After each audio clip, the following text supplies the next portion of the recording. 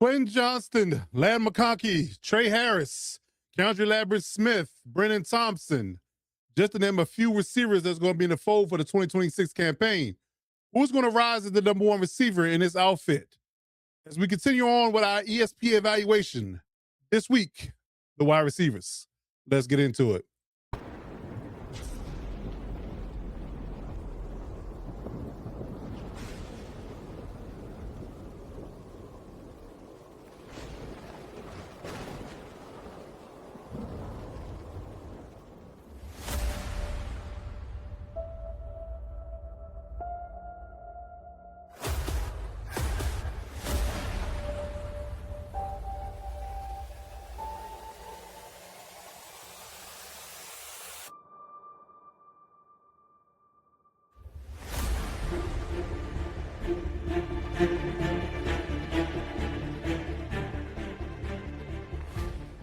Who's got it better than us? Nobody! With no Keenan Allen in the fold as of right now, as of the middle of June of 2026, as they starting to wrap up mandatory OTAs this week, we have to talk about the receivers that are in the room. We're going to break down every wide receiver that we have on the roster currently that will likely be a major contributor in the 2026 campaign under Mike McDaniel's offensive leadership and Justin Herbert's arm, obviously. So we're going to break down everybody from top to bottom and give our evaluation, and I'll tell you why at the end of the podcast episode, why I think they should still bring back Keenan Allen and why I'm campaigning for him to be here at least one more year with this particular group. So we're going to break down each and every one of these guys. We're going to figure out who is going to likely be, void of them bringing somebody else from outside, void of that, who's going to be the number one receiver going into the 2026 campaign, and who will likely lead this team in receiving yards. So getting into the conversation of wide receivers, we're going to start off with the first round pick going into, what is this, year three, year four for Quentin Johnston? Yeah, year four. So we're getting into the conversation of what Quentin Johnston is going to be for this team for now and the future. What he's going to be for this team, what his role is going to be. You know, what is the vision Mike McDaniel potentially has for him, you know, and what type of weapon he's going to be like in this offense. So, like I said, Quentin Johnston's a former first-round pick. He was drafted by the old regime of Brandon Staley and Telesco and those guys. I know it makes people cringe when I say those names sometimes, but, you know, it is what it is. He was drafted in the first round. A lot of us are, I don't want to say that the fan base is divided, but a little bit, you know, on what Quentin Johnston is and did you want him when they drafted him? Do you know who he is and what he's been for this team? You know, and I will definitely give him credit where credit is due. He has improved every year since he's been a Charger. You know, from the woes of the first season, his rookie year, to now, he's definitely improved and he's ascended, you know, throughout the course of his career so far. So he is on an upward trend. Now, can he keep building on that and get rid of those inconsistencies that he might have and maybe round out to be this team number one receiver? We'll see. But like I said, he is the man about town. He's the first round pick. McConkey and others are, you know, are draft picks drafted later. They were drafted in later rounds, obviously. So he is the highest rated draft pick on this list. 6'2", 208 pounds. He's modeled as a deep threat wide receiver, very speedy and very good, very big time vertical threat with his 4.4 speed at that size and that strength. Really good after catch. When he gets his ball in his hands in space, so he's really good there. Really good short area quickness. You know, he can cut on a dime. And he can definitely, you know, make you miss and get those extra, you know, yards after catch. So, you know, I definitely like him from that space. You know, him being a field stretcher, good after the catch and things of that nature. All things that they praised about him coming out of college. Now, however, I do have a laundry list. It's probably gonna sound like I'm hating, and I'm not hating, but I'm evaluating. I'm gonna put it that way in regards to what his inadequacies or things he needs to improve on. So for me, in this area, improvement is an extensive list. But it's, again, heavy as a head, wears a crown, right? If you want to be the number one wide receiver, you wear number one. And if you play football in any space, any time, or you know anything around football, if you wear number one, you're supposed to be the man, right? They don't give out number one jerseys in a youth football, college, or high school unless they figure that you're going to be a heavy contributor or be the best player on the team, right? So with that being said, you know, we know that he's had issues with drops in the past, concentration drops, Just hand catching issues. He was labeled as a body catching wide receiver, which gave me pause coming out of college and why I wouldn't have drafted him personally, just based upon that. But again, like I said at the beginning of this, he has improved with that. He's definitely improved his ability to catch the football. And I harken back. Now, I'm not going to say and say that this is the reason why, but it's interesting that after that concussion in the preseason of the last year, it seems as if the idea of him having catch issues almost, practically went away. It's almost like, he just finally got out of his own head and decided that if I don't catch the football, because that's the reason why he got hit that way. He fumbled or I guess you could say jumbled the football, he bobbled the football, and he got smacked.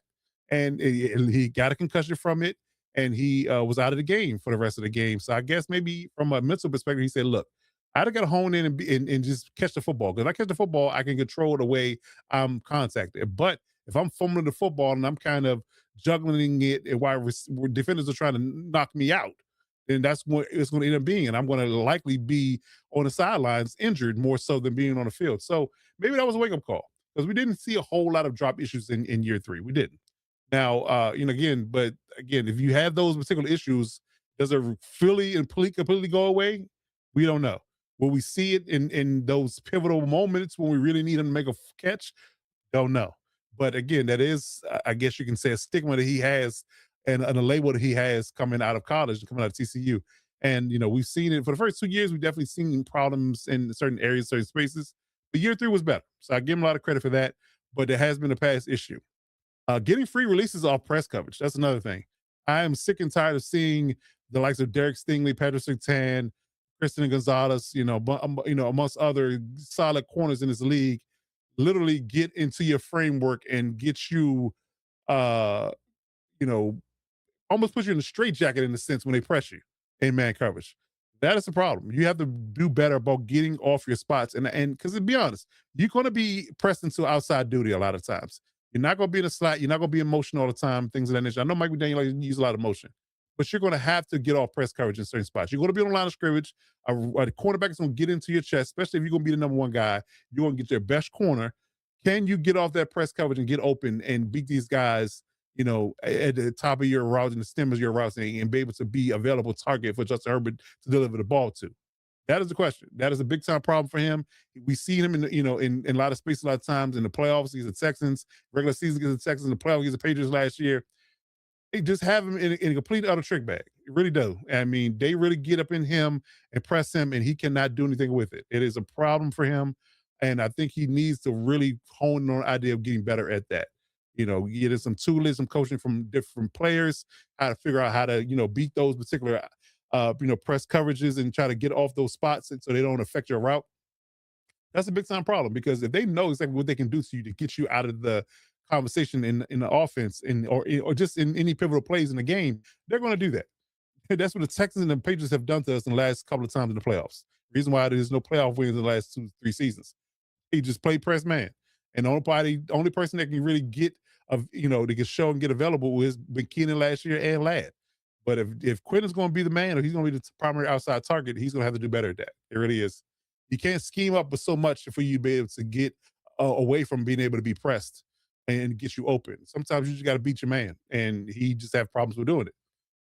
Another thing to my point about him, being available in the route running game, he needs to refine in his route running.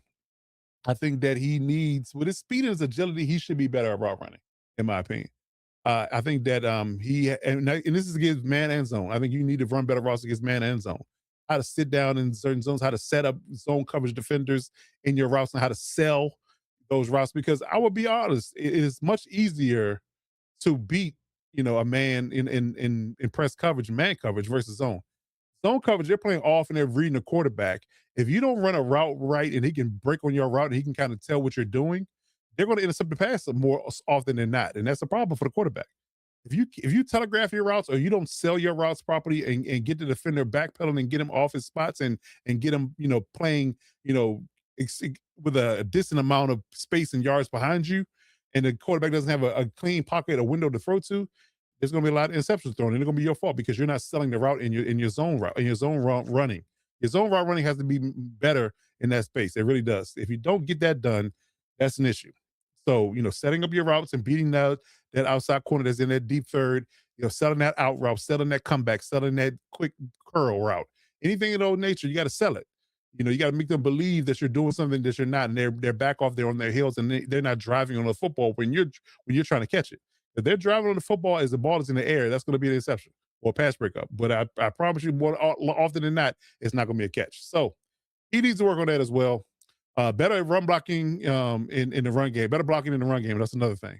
The likes of Trey Harris is probably the one person that's really solid in that. If they can get better at blocking on the edge with cornerbacks and safeties and getting better blocks and sustaining blocks, that'll bode well for the run game and make this offense more dynamic. But he definitely needs to get better at blocking in open space as well. So that's another thing that he needs to work on. But again, all things that are fixable, all things that he can refine. It's just a matter of how quickly and how I guess you can say succinctly he can do it. If he can do it in a short amount of time and space, and he can really get better in that in this particular conversation and this year with this offense with a new coordinator, then he'll be better off. But those are my areas of improvement. So hopefully he can at least half the maybe 2/3 of this list he can get better at, and if he wants to be the number one guy. All right, so moving on to McConkey, our prototypical slot receiver, 6 foot, 185 pounds, going into his third year. Very speedy, agile, and good short area quickness and that's what slot receivers are, right? They are that particular level of skill. That's what they have. They're speedy, they're agile, have really good short area quickness and really good burst and really good ability to make you think twice about what they're doing. He definitely does that. And he's a really good route runner. He's one of the better route runners on his team.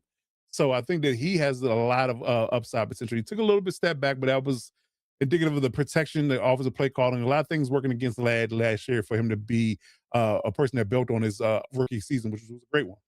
Um, but yeah, I don't have a whole lot of knocks on the lad from that perspective. Only thing that I have for him in a space that he is a slot receiver. We're not going to see him play a whole lot outside. That's not his bag. That's not his niche. I think we want to see him. He's going to be the prototypical slot. He's going to be the guy that's going to be, off the ball, off the line, in spaces on the left or the right side, next to the tight end, outside, opposite of the tight end, whatever the case may be. You'll see him running a lot of motions. He'd be moving a lot. But he's definitely going to be the prototypical slot. So he's definitely built for that, and that's what he's going to do. So that's my, I guess you say critique on what he does well. Now, what he does not so well, or needs to need refinement on, I think that his area improvements are the fact that I think he needs to improve his strength against press coverage as well. Now, he's not as problematic getting off press than Quentin is. Now, that is a byproduct of him being a slot. It's harder to press slot receivers than it is outside receivers. That's number one. Number two, he's likely going to be in motion, a way more higher percentage than outside receivers. So that's going to allow for them to not be able to get their hands on him as well in that space. So, but if he does face press, him, improving his strength and his ability to get off those particular press coverages and get them set up in those, route stems and things of that nature where he could get open against press man coverage, that'll bode well more for him in general. Second of all, I think you need to play stronger at the catch point. He gets into 50-50 catch balls, or passes, I should say, gets defenders, and he loses a lot of those. I think I need him to be stronger at the catch point to be able to go up and demand the football, go get it, secure it, with this power, and allow for him to come down with the football and be off to the races running. I think that there's a few plays that he could have made in the last 2 seasons that had he been a little bit stronger at the catch point, he could definitely have been better off, and then maybe even had scored a few more touchdowns, got a few more yards, and helped his team out a little bit better. So being, if the ball is thrown up at a 50-50 conversation in the slot, man, I need you to come down with more of those. Get stronger in that space, get stronger in press coverage, and I think that'll bode well for him to be on track to have a better season in year 3. And the last, he can be better in the run game. I mean, I don't have, like I said, it's not a whole lot of knocks about Ladd. I think he's a really good player. I think he's going to be really good for this team. But, we're always going to be better in the run game. That is, well, him and Quentin. If we can get Quentin, Trey, and Ladd to all block well, this run game is going to pop. I have, 1,800 yards, maybe 2,000 yards total between the running backs that we have. And that's going to lead to the idea that's going to open up the pass game even more because the run game is going to be such a pivotal focus. The pass game is going to open up doors and windows, and floodgates are just going to pour. So if we can all get better in the run game, that's going to bode well for everybody. And I think Sean McVay made this comment that if you run block well, you're going to get a lot of opportunities in the pass game. So I think that they can improve that aspect in this space. It's going to bode well for everybody involved. So those are my areas. Again, I don't have a lot of knock on Lad. He's one of the best receivers we have. But again, he is a slot receiver. So if your best receiver is your slot receiver, that is the conversation that needs to be addressed, because you need a good outside and a good slot in order to be able to be I guess you can be very, very diverse and very unpredictable in your offense. So we'll see how things fly. But again, I think Ladd, from his just the skill set in general, he's very good. He's got to improve his strength, in my opinion. All right, next up is Trey Harris, second year guy out of Ole Miss, 6'3", 210-pound receiver. He is a true prototypical boundary X receiver. And what I mean by boundary X, he's that short side of the field guy, that one-on-one, tall, strong, physical, contested catch wide receiver. He goes up and gets the football in one-on-one situations in the red zone or first downs. He gets that, position, that body position, that little sticks, and gets you first downs, right? I would argue, and I think I said this when I evaluated Trey when he was first drafted, that he is maybe a better and more durable version of Mike Williams. He's a little bit shorter than Mike, obviously, but he has that type of build and that type of stature. Now, when he can get a little bit better on it, which I'm going to touch on a little better, he could be even a better version of that. I can envision him being like a T. Higgins type of player versus just being a type of Mike Williams player. But for now, for this particular conversation, this particular space, that is what he is. He's a great run blocker. We saw that in a lot of spaces with Greg Roman's offense. He literally would put him on the field because he knew he could run block and run block well. He likes to do it. It's one of those things he just, falls in love with, and he likes to block and help the running backs out on top of being a good receiver. Great hands, as a receiver. He's good at the contested catches as well, like I said, and being a prototypical boundary X. So I would argue that, if they had a line of guys right here, right now, play a football game, Trey will be the X, Quentin will be the Y, and or the Z, and Ladd will be the Y or the slot receiver. So those would be your top three guys, because they fit those bills and they fit that prototype and what they can do just from a normal schematics standpoint when it comes down to X's and O's football. But yeah, I think Trey is definitely that particular boundary X guy that, if with some refinement and some improvement, he can round out to even better number two / boundary X receiver that can be really good for Mike McDaniels in this offense. So yeah, I really like his skill set, and I really like what he does as a boundary X. And I think that if he falls in love with that role, from a run blocking and boundary X receiver type, he can score a lot of touchdowns for us. I think I like that. Again, we just got to see what he's going to be like and how much he's improved in year two with a full, year belt, under his belt as an NFL player. So that are my attributes for him. Now, what is his things he needs to improve on? His areas of improvement? Not much, because he definitely fits the bill of the prototype boundary X receiver. That's how he's going to be used. But I think he can improve his agility, his footwork, his quickness, his short area burst. I think he can improve that. That was in line with the idea of him being more like a T. Higgins, because T. Higgins is really good agile receiver. They have similar build, similar frame, but T. Higgins is faster and he has better short area quickness, better route running skills as well. That's another area of improvement I think he needs to get better at. If he gets better at agility and short area quickness along with his route running, that will really make him a really deadly T. Higgins style X receiver versus just being a Mike Williams type. Because I want to see him ascend to the T. Higgins level, not just be Mike Williams. I love Mike Williams. I love what he brought to the team. But if you're just a contested ball, jump ball catcher, and you're not really can be counted on to do anything else, people can scheme that away from you. And they can really try to take that away from you. That's all you can do. So what I wanted him to be is be a more versatile wide receiver is what I want him to be. So if he can improve that short area quickness, that agility, and get his route running up, in a sense, and kind of work on that in the offseason to get his footwork a little bit better and be a better, more refined route runner with his size and his stature, I think that'll bode well for DBs to not be able to hone in on what he can do well. I think there would be have to be in a conversation of playing him honest, because if you don't play him honest, he's going to burn you because he can do it all. So I want him to round out to be a better receiver holistically, not just be a boundary contested catch guy. So we'll see. But those are my I guess you say critiques of my evaluation on Trey. If he can do those things better, he'll be a really good asset for the team for the next 3 years. So we'll see how he does. And moving on down the line, let's talk about Brenen Thompson. Brenen Thompson is the rookie. Drafted in I want to say the 5th round in this 2026 draft. Mike McDaniel was gushing over this guy. We saw the clips on social media about how he was pounding the table for them drafting Brennan. Say he would take his shirt off if they drafted him in the 5th round, and that's what they did. Brenen Thompson was the fastest wide receiver in the combine this particular outfit of the 2026 draft. Ran a 4.26 40 at 5'9", 170 pounds. He is labeled as a deep threat wide receiver. He is a very straight line and very vertical type of receiver. He can take the top off. He has home run speed. He can definitely beat you deep if you don't play him, safe and play him off and allow for him to, give you some cushion so he doesn't run past you. He definitely has that ability. He definitely is, a burner for sure. From a straight line perspective, he definitely does that. And I have my critiques about him. If you watch my rookie evaluations prior to this, I didn't like the pick. I still don't.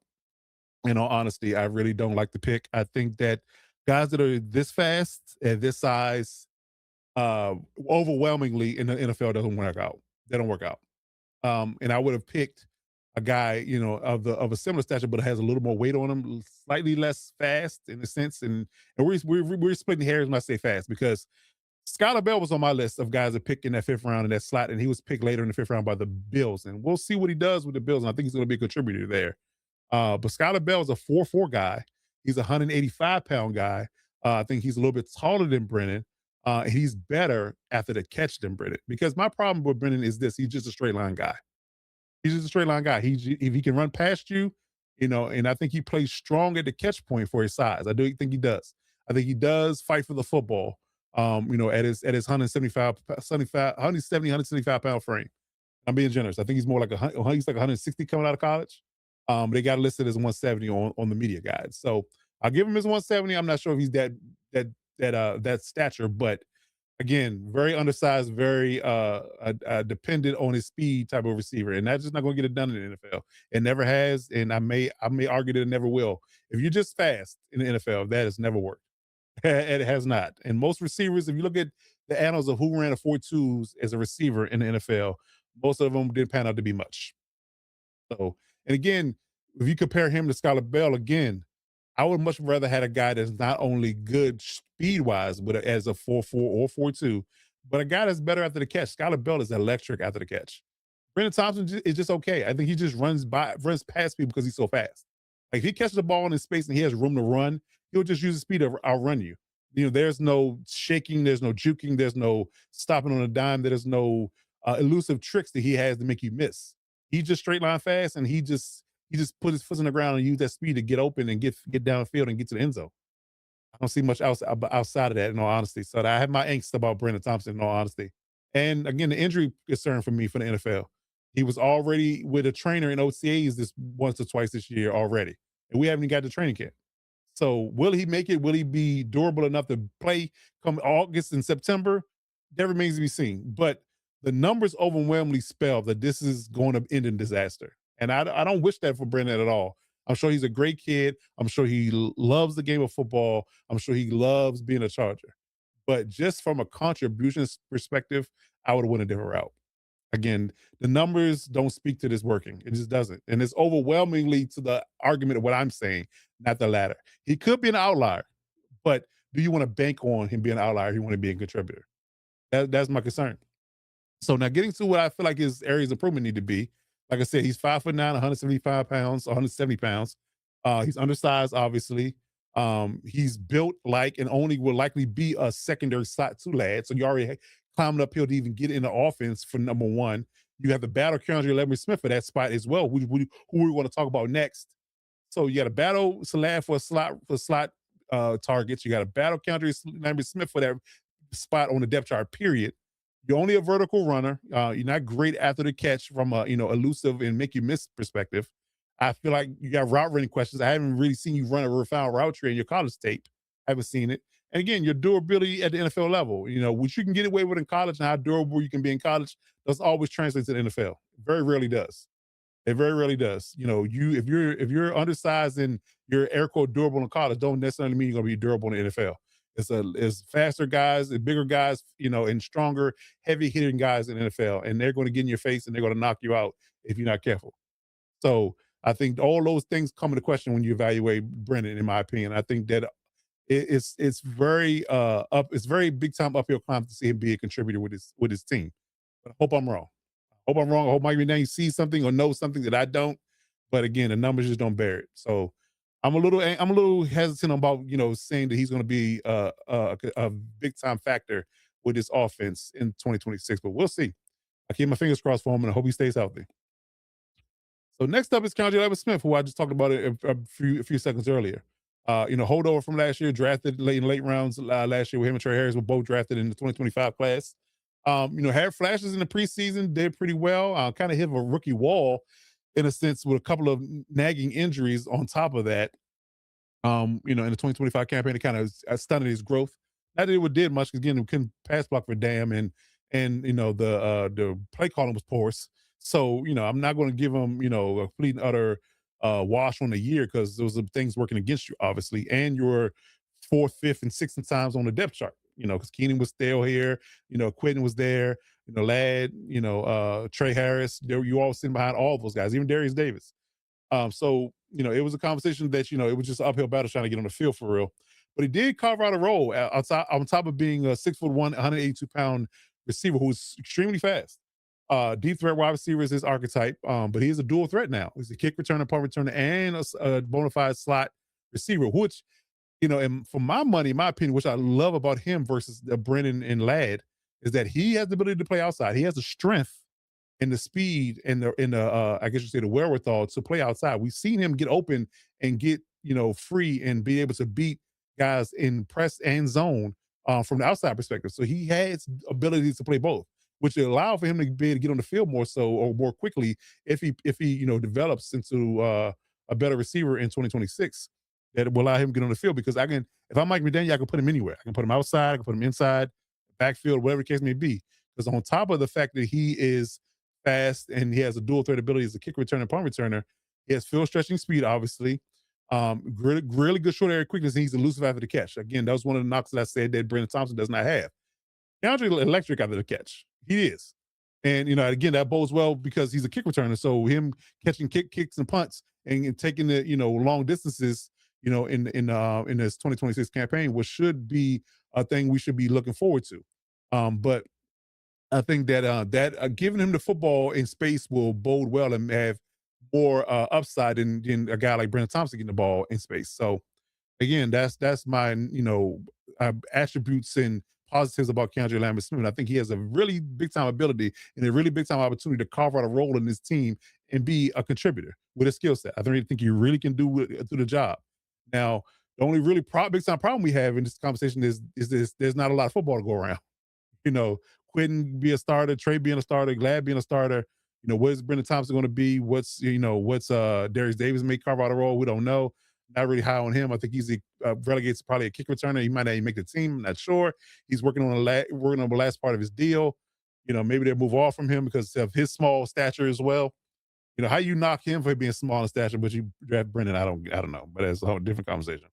But again, I think that he has the ability to take over that role and be the kick returner for the team and carve out a niche role in the offense. I really think he does. He has all the superlatives to do it. Again, he has all the athletic ability to do it. Just can he do it? And I think he's an above average route runner for his size and his strength and his development, where he's at in his development. I think he's has a better route running tree than guys of the nature like Brennan and Trey right now. I think he's a little bit better of a route runner. So we'll see how things roll. But those are my attributes for him. Now, what we have in the areas of improvement, small list, but definitely things you can improve on. It's durability and availability. Obviously, he was a little bit banged up last year. You had to stay on the field. Number one, if you stay on the field, that'll allow you for more opportunities to carve out a role in this offense. But if you can't stay on the field, it's a null and void situation. I think he can improve his route running. He's better. He was pretty good at it already. But if you can improve it, to a Pro Bowl, I won't even say Pro Bowl elite level. I just at a high or above average level, that's going to bode well for you to be able to be on the field because they can trust you to be open and get open. So if you improve your level of, say, C+ route running to B+ route running, that'll bode well for you getting on the field for sure. I guarantee you, if you improve your route running to where it is now to another level, it's going to be hard for them to keep you off the field. That's my recommendation. That's my opinion. But I believe that he definitely can, if he improves that to a B or A status. He gets to the Keandre Allen level of route running with his athletic ability. He's going to be nasty to defend. He really is. And again, finally, to improve his run blocking. I think he's one of the ones that can improve his run blocking as well. If he's going to be on the field and want to run the ball while he's on the field, I think he can improve in that area. So I think a lot of people outside of Trey Harris can take some tutelage from him or somebody else in regards to, being a better run block in a run game. But outside of that, I mean, he doesn't have a whole lot to improve on to be I would contribute on his team, and I like his skills and I like his upside. I really think they got a steal with this guy. It's just a matter of how to use him. How Mike McDaniel wants to use him and his abilities will determine how much we see him on the field and how much he catches the football. So that's my list. I'm not going to waste time on Darius Davis again. Another undersized wide receiver, mainly kick returner for the first 3 to 4 years he's been here. Very small, undersized, and his ability to hold on to football has been a kind of a question. I have a sneaky suspicion if Keandre hits and you got Brennan and other people with some speed and it can contribute to the special teams game, he might be the odd man out. Now, I'm not sure they're going to hold a roster spot with the receivers they have already, especially if they bring in another receiver. Rumors they bring in Tyreek Hill. Maybe I don't like it, but they might. I think Keenan should be the guy. I talked about this already. But if they bring in another receiver, I think Darius Davis was on his way out. In all honesty, I think Keandre can handle the idea of catching punts and kicks. I think they'll allow him to do that. And if Brennan Thompson can contribute in that space as well, he'll just swap Brennan Thompson for Darius Davis. Excuse me, swap out Darius Davis and bring in Brennan Thompson. Let them two do the duties, and that'll be it. So I'm not gonna bore you with Darius Davis because he has a more of a it gives me more pause and more angst than even Brennan does. So he's been small and being slight of frame. So he's been hurt too. He's been banged up in a lot of spaces too. So I'm not sure if he even makes the roster. In all honesty, no shade, but it is what it is. It is a business, and I think that is my critique on the idea that he's going to be with the team going forward. So we'll see. But that's why I didn't rate Brennan Thompson on this list, and I'm not sure he's going to make the roster. But the guys I listed, I'm almost positive that they will make the roster and have some type of role with this the offense. And just a matter of what Mike McDaniel, the mad scientist, wants to do. So that's going to wrap up our wide receiver talk. In regards to that, we're going to do the tight ends next. We're going to probably keep the same schedule, Tuesday, Thursday, moving on through all the positions. So tight end O-line will be next week. And then we'll move to the defense the week after that. Start with the D-line, edge rushers, linebackers, corners, and safeties, get all that done. By the time we wrap all that up, and maybe we give our previews for the preseason, what can we expect, and we'll be right into training camp. And things will be rolling, and then we'll have a lot to cover in that space. And we'll be covering what the Chargers are doing day in and day out for training camp. So we have got that rolling for you. But that's going to wrap up our evaluation of the wide receivers. So stay tuned for everything else for our evaluation period in this series. So if you're looking for the Electric Shock Podcast in this space, we're on YouTube. So please hit the subscribe button to support our podcast movement. Hit us up on our social medias if you have any questions about Chargers news. We can be found on Twitter, Instagram, Facebook, TikTok, and Gmail. The handle is at Electric Shock Pod, all on all platforms. So please get at us for all things Chargers. But in the meantime, in between time, we got to do one thing and one thing well. You always got to remember to bolt up.